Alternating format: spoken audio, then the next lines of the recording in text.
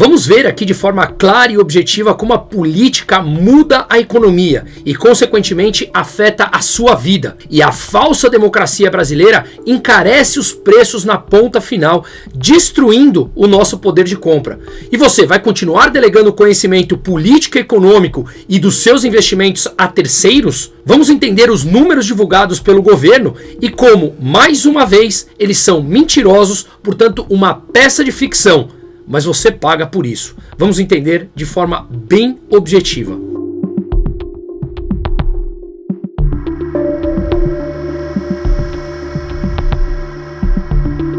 Antes de começarmos, eu sou Bruno Musa, economista, sócio da Aquavera Investimentos, comentarista do 3 em 1 na Jovem Pan, diariamente das 4 às 6 ao vivo, comentando política e economia. A ideia desse vídeo e do meu canal é que justamente nos leve à reflexão. Reflexões diferentes da grande média e da forma que nos ensinaram a pensar.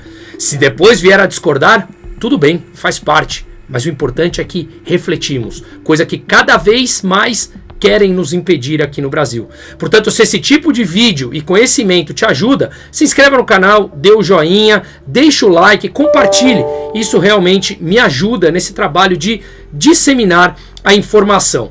Mas vamos direto ao ponto. Essa semana foi divulgado mais um relatório bimestral de receitas e despesas do governo. Para começarmos rapidamente, há que entender a distinção entre congelar e bloquear parte do orçamento e contingenciar. É bastante simples. O bloqueio de recursos é realizado por parte do governo para cumprir o limite das despesas estabelecidas dentro do arcabouço fiscal. Aquela regra em que o governo não pode gastar mais que 2,5% acima da inflação do que foi gasto no ano anterior, e vem em substituição ao teto de gastos estabelecido no governo Temer, onde no ano seguinte só podia gastar o mesmo que no ano anterior, corrigido pela inflação. Portanto, simplesmente por esse ponto, o arcabouço fiscal, quando nasceu, e falei aqui exaustivamente em vários vídeos durante muito tempo, que o arcabouço fiscal estruturado pelo PT, ele nasceu morto, é natimorto, porque os gastos crescem muito mais do que a capacidade de crescer a receita, e agora está tudo muito mais claro.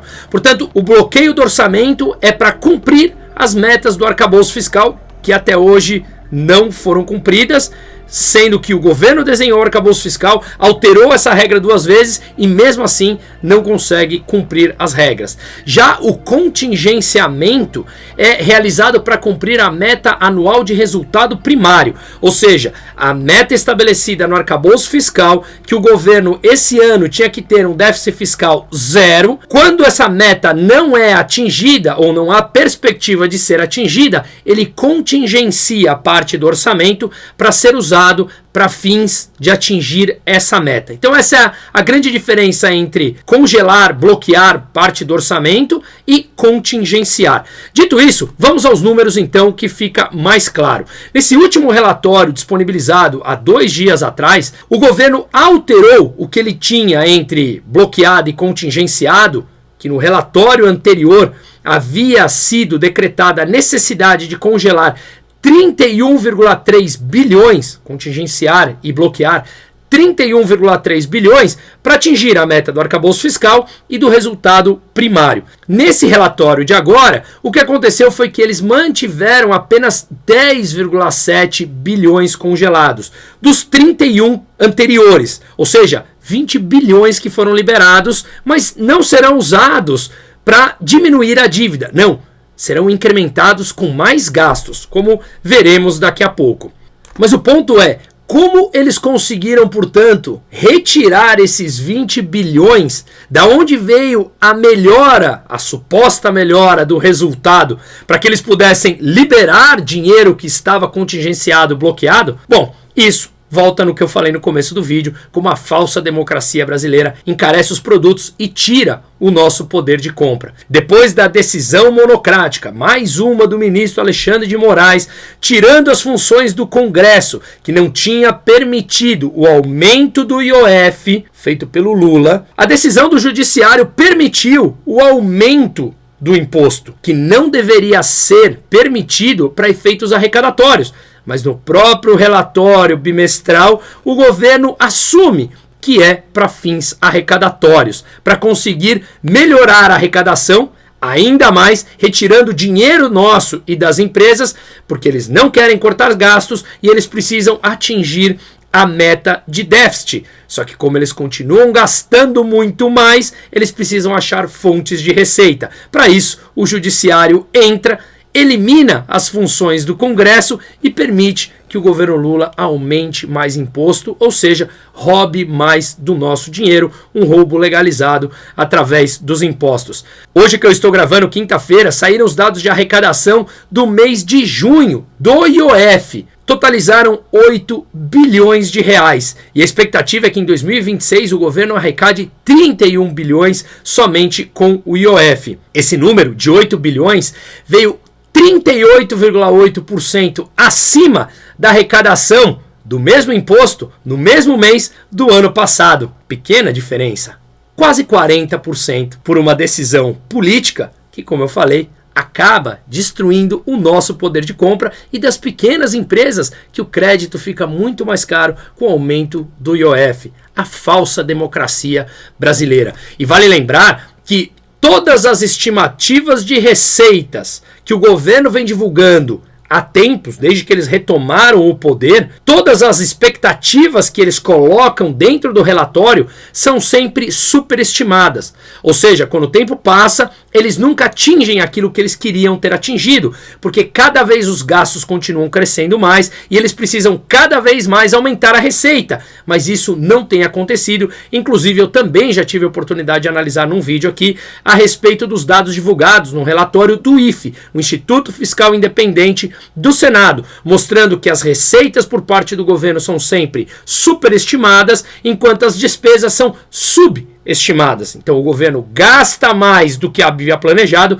e arrecada menos do que ele havia planejado. E fica claro, portanto, que após o STF validar o aumento do IOF, o governo Lula liberou esses 20 bilhões que estavam contingenciados e bloqueados, como eu expliquei, mas ele vai ampliar os gastos em 20 bilhões. Claro, populismo na veia, só que isso traz consequências. Ainda mais a 1 ano e meio das eleições, ele vai acelerar esse processo de populismo, como já falamos em várias outras ocasiões. Até pelo fato de Lula querer puramente o controle. Lembre-se, estude um pouco a história desse processo. Ele foi treinado com a Revolução lá atrás, aos moldes cubanos. Não estou dizendo que ele vai transformar o Brasil em Cuba, mas ele é um revolucionário. Ele quer o controle da máquina pública por completo para que ele possa governar e os seus manterem todo o privilégio e, obviamente, o poder. Essa é a mentalidade petista. Mais gastos, se divide mais e vai depender do Estado, que o Estado, no fim do dia,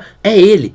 São eles, aquele grupo ao redor do PT, o controle pelo controle. Só que tudo isso afeta curva de juros, valor da moeda. O real já perdeu 90% do seu poder de compra desde 1º de julho de 1994, primeiro dia de circulação, até hoje. Arrebenta o nosso poder de compra. Portanto, proteja o seu capital. Eu vou deixar o link aqui embaixo, brunomusa.com.br/investimento no singular, que eu mesmo respondo para falarmos sobre isso. Afinal de contas, a gente atua no Brasil, fora do Brasil, e as oportunidades passam na nossa frente em meio a esse caos. Não deixe sempre passar. Na próxima crise, a gente fala, verdade, deixei passar mais uma. Na próxima eu vou atuar diferente. E a gente vai lá e repete o nosso comportamento. Portanto, as oportunidades passam especialmente em momentos do caos. Continuando no relatório aqui, o que o governo apresentou como consequência desse suposto aumento de receita, uma melhora no resultado do déficit primário no final do ano. A diferença entre o que o governo gasta e o governo arrecada. Nesse ano, o governo precisa apresentar déficit zero. Essa é a regra do arcabouço fiscal, que eles já alteraram 2 vezes, como eu falei, e mesmo assim não atingiram e não atingirão, como mostraremos aqui. No relatório do bimestre anterior, eles projetavam um déficit de 51,7 bilhões de reais. Agora estão projetando um déficit de 26,3 bilhões. Olha o número como supostamente melhorou para eles. Mas como vai melhorar um déficit de 51 para 26 bilhões? Aqui começam os truquezinhos que você precisa entrar nas entrelinhas. O grande incremento de receita que eles estão esperando vem justamente da exploração de recursos naturais, que eles estão esperando um incremento de quase 18 bilhões de reais. Mas essa exploração de recursos depende de leilão. Leilão depende de demanda. Demanda supostamente é preço livre nesses leilões. Ou seja, como é que eles estão estimando isso? Como eu falei, segundo o próprio Instituto Fiscal Independente, todos os dados até o momento nesse governo de projeções de receita estão superestimadas e nenhum deles se concretizou. Nenhum. Tinha um lá do CARF que eles esperavam arrecadar alguns bilhões e arrecadaram menos de 100 milhões. Foi simplesmente catastrófico uma projeção dessa. E assim eles seguem novamente. Só que em meio a esse imbróglio como um todo, o sistema político atua. Os precatórios, que são aquelas dívidas judicializadas que o governo já perdeu, já tem que pagar, e todos os governos pagam todos os anos, uma decisão do STF, ainda no governo anterior, permitiu que o pagamento dos precatórios, na média, na casa dos 50 bilhões ano, com anos mais ou anos menos, que esses pagamentos não entrem na conta do arcabouço fiscal, mas pela decisão do STF deveria voltar a entrar na conta do arcabouço fiscal em 2027. Ora, se você tem que pagar os precatórios e esse pagamento é obrigatório, significa que isso é uma despesa. A despesa tem que entrar na regra do arcabouço fiscal. Só que como eles não conseguem cumprir a regra, eles começam, na canetada, tirar os pagamentos da regra do arcabouço. Você paga, o endividamento continua crescendo, mas não entra na regra e eu venho ao mercado e falo que as regras foram atingidas. Simplesmente uma maquiagem absurda. E o que o texto que foi aprovado dos precatórios permite é que os entes, estados e municípios, paguem à União parcelado o precatório e que essa regra se estenda por mais 10 anos, entrando cada ano apenas 10% dos pagamentos dentro da regra do arcabouço. Ou seja, paga, se endivida, mas não entra na regra. E assim eu venho ao mercado e falo que o meu arcabouço fiscal está funcionando. E mesmo assim não está, porque a meta é zero. Mas também o que eles fizeram? A meta é zero. Mas eu permito um déficit dentro da margem de até 31 bilhões. Minha meta é zero, mas eu posso permitir um gasto de até 31 bi. Portanto, a projeção de 26 bilhões estaria dentro, se vier a ser concretizada, da regra que eles alteraram 2, 3 vezes e mesmo assim não conseguem cumprir a meta de déficit zero, porque os gastos não param de crescer e volto. Afeta a taxa de juros, afeta a moeda, afeta a precificação de investimentos. Sob o ponto de vista das despesas, veja que interessante, eu já falei isso outras vezes. As despesas primárias estão na casa dos 2,4 trilhões. Só que dos 2,4 trilhões, 2,2 trilhões são as despesas obrigatórias, que não param de crescer. E o próprio governo já veio a público falando que em 2027, agora, 2027, já não há mais dinheiro dentro dos gastos não obrigatórios para bancar o mínimo constitucional de saúde e educação. A máquina para. Se nós olharmos aqui na última linha, os gastos discricionários não obrigatórios são apenas 200 bilhões. De uma despesa total de 2,4 trilhões, sobram apenas 200 bilhões para gastos não obrigatórios, que inclui investimentos. A máquina está prestes a parar e o próprio governo já assumiu. Só que essa regra fiscal frágil e uma peça de ficção, por tudo isso que eu expliquei para vocês, mostra que os gastos estão sendo realizados fora do orçamento, o que aumenta a dívida pública. Não entra na regra do arcabouço, mas aumenta o endividamento. A própria CNN já mostrando que os gastos fora da meta fiscal ultrapassaram 300 bilhões até o momento e devem ultrapassar os 320 bilhões durante o governo Lula. Ou seja, o déficit real ultrapassa 300 bilhões e não a projeção que eles vêm fazendo agora, porque a dívida continua crescendo. E mais uma notícia mostrando a falta de responsabilidade com o dinheiro público.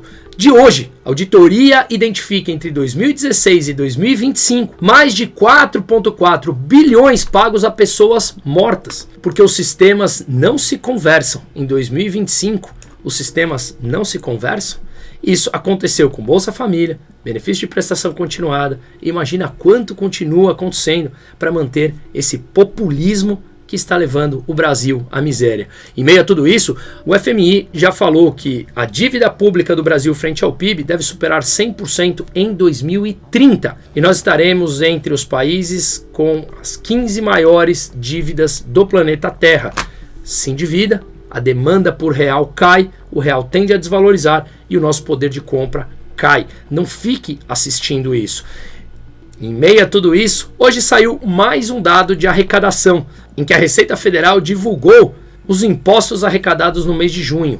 234 bilhões de reais, mais um mês de recorde. Somente nesse ano já ultrapassamos 1 trilhão e 400 bilhões em impostos, uma alta de quase 4,5% em termos reais frente ao mesmo período do ano passado. Portanto, pague e fique quietinho. Caso contrário, o governo pode vir atrás de você. Pense nisso. Deixo aqui uma reflexão. O Estado, ele não é nada mais do que uma instituição que atua executando o seu monopólio da violência. Você paga imposto porque você tem medo de ser preso, não porque você espera alguma coisa de volta. E ele tendo o monopólio da violência, você não tem a quem recorrer. Mas na linguagem popular, o Estado somos todos, quando na verdade são eles. Poucos burocratas que dizem existir um senso comum, mas nunca te perguntaram o que é o que você quer. Em dias atuais, questionar o senso comum te colocam como louco, antidemocrático, e justamente o que eles querem é, em nome da democracia, acabar com a democracia para preservar a tal da democracia, onde o poder está simplesmente na mão deles. Só que nesse caso, você financia, aplaude e perde o poder de compra. Seguirá permitindo isso? Seguimos.